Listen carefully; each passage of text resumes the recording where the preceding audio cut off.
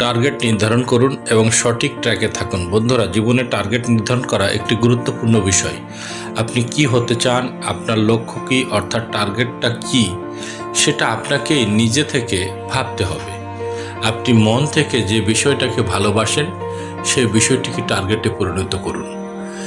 জীবনে বড় হয়ে বন্ধুরা আপনারা কি করবেন, ব্যবসা, চাকরি, গবেষণা, কৃষি, খামার, কোন ধরনের কাজ করতে চান সে লক্ষ্য নির্ধারণ করুন।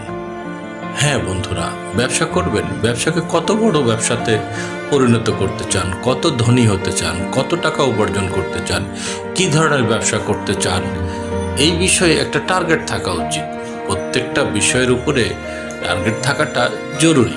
চাকরি করতে চান, কি চাকরি করতে চান, কোন ধরনের চাকরি পছন্দ, চাকরি করে কত বড় পদে আপনি অধিষ্ঠিত হতে চান সে বিষয়ে লক্ষ্য থাকা উচিত।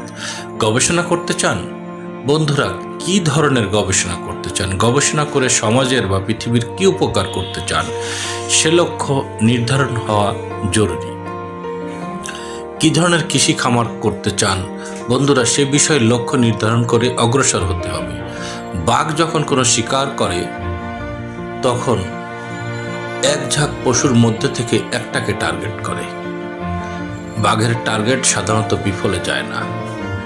বন্ধুরা, তাই টার্গেট পরিপূর্ণ করার জন্য লেগে থাকতে হবে। যতক্ষণ পরিপূর্ণ না হবে ততক্ষণ সে লক্ষ্য অর্জনে কাজ চালিয়ে যেতে হবে। বন্ধুরা, প্রতিটি ভালো কাজের সাথে সৃষ্টিকর্তার অশেষ রহমত থাকে। বন্ধুরা, ভুলেও আপনার ট্র্যাক পরিবর্তন করবেন না।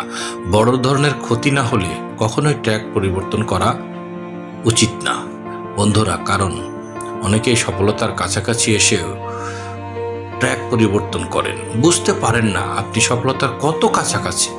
বন্ধুরা, সঠিক টার্গেট নিয়ে সঠিক ট্র্যাকে থাকুন, জীবনে সফল হন। ধন্যবাদ সবাই।